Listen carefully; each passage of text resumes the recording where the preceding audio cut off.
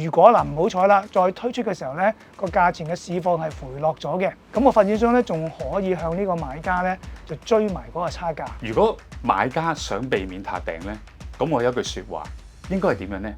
係一手二手化。當然樓市升嗰時候，呢個冇問題嘅。咁但係當樓市有機會係回調，咁個高成數就已經係唔係佢心目中嗰個高成數，可能唔夠錢上會咯。Hello， 大家好，我係 Holly。咁近期啲新盤又減價又劈價，都可以話係搶盡市場嘅焦點。咁不過咧，同時都出現追差價同埋估唔到價嘅新聞，亦都提醒住買家喺跌市之下買新盤有一定嘅風險。所以我哋今集咧都揾嚟律師、按揭中介同埋代理等等，同大家仔細拆解下成個買樓過程。咁睇下買家入市之前可以做啲咩準備嚟到保障自己。咁大家睇完之後有咩睇法都可以留言講下，有機會獲得咖啡禮券。咁另外咧都提大家記得 subscribe 28House 嘅 YouTube channel， 同埋跟埋隔離個鐘仔啦。長實重售 Leo 3位，講到明會同之前撻訂嘅買家追差價。有花園複式戶重售之後嘅樓價比第一次賣出嗰陣平咗超過200萬，令到大家醒覺，原來撻訂並唔代表買家可以全身而退，事後都仲有風險。我哋嘅觀眾陳生亦都試過買完新盤之後撻細訂，咁雖然冇構成追差價嘅風險，但係唔知道會唔會有啲建議可以俾到準買家。咁我喺2018年嘅時候就拍過個樓市好激烈，咁加上嗰啲報紙啊同埋嗰啲新聞嘅報導咧，覺得係可以把握一個機會去投資咁樣。咁後嚟係咩原因去即係撻訂嘅咧？咁我因為係將近退休人士，咁銀行嗰張稅單咧就話我已經係接近退休啦，佢就勸我好去買個物業咧，增加壓力同埋承擔一啲將來嘅風險咯。如果即係嚟緊有啲人想買新樓啦，你會唔會有一啲建議俾佢哋啊？即係就住你自己過往嘅經驗嘅話，我相信買樓之前最好諮詢下你嗰個銀行或者你個合夥人或兄弟嘅是否足夠去應付一啲突發性嘅問題，即係咁會好啲嘅。隨住樓價下跌，撻訂嘅個案都有增加。今年第一季一手市場錄到大約159宗嘅撻訂個案，按季飆升2%，去到舊年全年總數嘅60%。第一季錄到最多撻訂宗數嘅新盤，主要嚟自黃竹坑站嘅陽海同埋晉環，分別有38宗同埋18宗。不過呢兩個樓盤已經賣咗大部分嘅單位。根據我哋嘅28House 網站，晉環已經賣咗超過700伙，佔單位總數90%。根據一手銷售條例，買新盤嗰陣會先簽臨時買賣合約，同埋俾樓價5%做訂金。咁之後喺5個工作天之內再簽正式買賣合約，同埋再俾5%嘅訂金。喺呢兩個階段終止合約，俾咗嘅訂金都會被沒收，俗稱撻細訂同埋撻大訂。而簽完正約之後終止交易，甚至會有被追差價嘅風險。如果佢之後喺呢個時間一簽咗正式買賣合約，冇幾耐佢就我都係唔要啦。咁發展商咧其實咧就會計一計嘅時間㗎啦。下一期嘅個俾錢個付款係幾時？咁7天之內，如果發展商都收唔到，佢下一期嘅供款咧就會俾一個通知個買家，就話21天之內咧唔該你好俾翻即係欠交嗰啲款項。假如過咗呢21天咧，個買家都仲係冇依照個合約去做，冇俾下一期嗰個費用嘅話咧，咁發展商已經可以再出另外一封書面嘅通知信，就係要我哋叫做取消呢一個正式嘅買賣合約。一旦取消正式買賣合約，發展商就可以重售單位。咁如果重售嘅價錢係低過第一次賣出嘅樓價，就有權同買家追討差價。不過先要符合一項條件。根據而家嘅時效條例，就係追一啲叫做合約嘅違約，或者一啲我哋嘅侵權嘅案件咧，一般都係6年之內就可以追討呢一個損失㗎啦。咁但係佢嘅首要條件咧，就一定要6個月之內重售咗呢個單位先，咁你先決定到個差價㗎嘛。咁個差價就係佢實際而家發展商即係蝕咗幾多，減翻佢已經俾咗嗰個訂金。發展商追差價雖然唔常見，但係都有先例。好似05年開賣嘅名門長實，曾經喺09年入稟法院，同4個撻訂買家追討88萬到225萬不等。同樣係長實發展嘅嘉湖山莊，亦都有類近情況。屋苑喺97年樓市高位開賣，其後金融風暴殺到，有買家入稟踢契，敗訴之後要俾大概100萬嘅差價。咁至於二手物業，謝律師就話要視乎買賣合約嘅條款。如果冇講到明買家違約之後，業主要喺6個月之內重售單位，亦都要喺一個合理時間出售，因為業主有責任減少自己嘅損失。條款有比一手物業寬鬆，亦都有更加辣。假如個臨時買賣合約都寫明叫必買必賣咧，其實呢種臨時買賣合約已經差唔多等於正式合約㗎啦，已經即係兩邊都唔可以退縮嘅。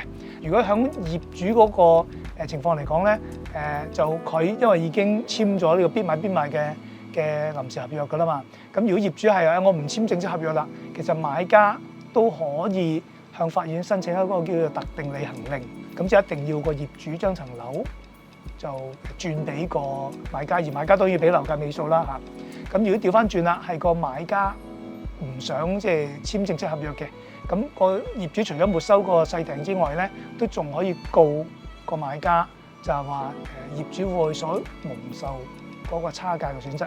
買家撻訂之後，如果單位賣貴咗，得益全歸發展商或者業主。咁相反，如果有損失，就由買家承擔。條款係咪公平就見仁見智。不過基本上所有新盤都有相關條款。買家如果係用建期付款方案入市，就要特別留意啦。以前樓市升緊，就算撻大訂都唔成問題。不過撞啱轉角市又或者跌市嘅話，就有被追差價嘅風險啦。所以了解清楚成個新盤嘅買賣流程，以至對一般買家嘅撻訂原因，對保障自己都有幫助㗎。全新盤嚟講，發展商公佈咗樓書同價單之後，買家如果對樓盤有興趣，大致都會經歷以下嘅流程。如果樓盤有做到示範單位，買家可以先去售樓處參觀，再入飛認購。等到發展商公佈銷售安排之後，就會進行抽籤，跟住再按住抽籤結果揀樓，同埋簽臨時買賣合約。喺成個買賣流程入邊，買家可以做啲咩準備嚟到保障自己呢？有代理認為，一手會比二手有多啲撻訂情況，皆因買家做嘅準備冇二手樓咁多。睇睇唔同程序之間，買家可以做多啲乜嘢功課？試問，如果你哋係一個買家，你哋買一層二手樓，你之前你會做啲咩呢？你一定會係實地考察嘅。我附近有啲咩配套啊？邊度可以買餸啊？我交通近唔近地鐵啊？但我發覺好多時咧，啲客人買一手樓咧，係佢睇個示範單位，佢完全咧就冇做一個叫實地嘅考察嘅。咁呢樣嘢咧就好容易碰釘啦。咁第二樣嘢咧，其實當你買一層二手樓嗰時，你都會早少少咧嘗試咧問一問銀行，你哋銀行審批我嘅標準係乜啊？嗱，最基礎，如果你供層樓係2萬蚊，起碼你都要有4萬蚊嘅。如果連最基礎都冇咧，你而落咗訂咧，最後一定係撻訂離場嘅。咁所以咧，我會建議買家咧，當去揀樓日之前，應該做多少少嘅功課。如果佢嘅 budget 係900萬或以下，佢就應該揀10零個 choice 俾自己。因為去到通常一手嘅樓盤咧，個氣氛咧係非常之熾熱嘅。咁熾熱咧，就會令到某啲買家咧會失去咗理性嘅。我見過一個 case，佢個 budget 係900萬嘅，但係佢買咗出嚟咧係買到1150萬。事實上，唔少撻訂嘅原因都離唔開計唔掂條數，往往因為申請唔到按揭而被逼終止交易。一齊聽下有啲咩原因。本身嚟講，用高成數超過80嘅咧，其實全部都要用固定收入嘅。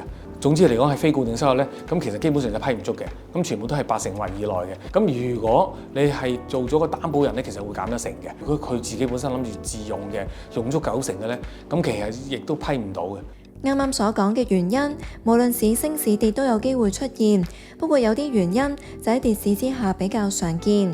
咁有啲可能係投資者啦，咁可能佢覺得係個價回咗啦，咁佢就搏唔使上會啦。咁另外一種咧就係用家嚟嘅，佢可能又用諗住用高成數上會，咁個樓價跌咗之後咧，咁原本佢諗住900萬上會嘅，依家嚟講可能得810萬上會，即係等於佢要抬90萬喎。咁如果佢抬唔到90萬，咁變相嚟講咧，佢就焗住去撻訂咯。呢一啲情況係分咗幾個期數發展嘅屋苑特別明顯。同一個樓盤，隨住發展商係咁減價，買咗之前期數嘅買家，如果係揀建期付款方案，到咗上會嗰陣，就會因為估價不足而要抬錢。想入市但又唔想成為苦主，曹德明都有啲建議俾準買家。入市嗰時候咧，可能揀得謹慎啲。咁咩為之謹慎啲咧？咁可能嚟講，原本你諗住係供得起，係大單位嘅，咁你可能買個細少少，咁你供得舒服啲，或者個首期唔使攞咁多嘅。咁第二咧，如果你諗住唔係喎，我都係想中意大單位嘅，咁可能喺呢年零兩年裏邊咧，你都起碼預儲多一筆我哋叫保險啲嘅首期。如果唔係咧，就可能會影響到時可能唔夠首期，咁就可能就逼住去撻訂。普遍新盤都會提供即供同埋建期兩種嘅付款辦法，咁佢哋各自有啲咩好處同埋需要注意嘅地方呢？即供個好處咧就係即時 lock 實咗個價錢嘅，咁喺呢部分嚟講，其實買家咧就係相對會係安心少少嘅。咁但係當然嚟講要即刻供樓啦。咁如果佢係供緊另外一層樓住緊咧，咁就可能嗰個供款壓力會大啲。咁建築期咧就通常啲以前係多換樓客去揀嘅，到時有層樓佢係賣咗，有筆數翻嚟，咁佢成數未必借咁足嘅。咁當然有啲係揀建築期嗰啲咧，其實佢哋承受風險就較為高少少嘅，因為2年後其實份工唔知啦，咁個入息唔知啦，個樓價唔知啦，呢個咧就係潛在嗰個風險嚟嘅。放寬按揭保險去到樓花項目之後，就算揀即供付款方案，都一樣申請到按保。而家啲新盤普遍提供俾兩種付款方案嘅優惠，亦都唔會相差太遠。好似朗然峰嘅即供同建期折扣優惠，就只係相差2%，買家跟翻自己嘅需要去揀就得啦。咁都有一段時間冇做上車 BB 班啦，咁希望今集嘅內容都幫到大家。咁如果大家有啲咩題目想我哋講下嘅話，都可以留言話俾我哋知㗎，有機會獲得咖啡禮券。咁最後啦，如果你都中意呢條片嘅話，記得俾我 like 支持下我哋啦。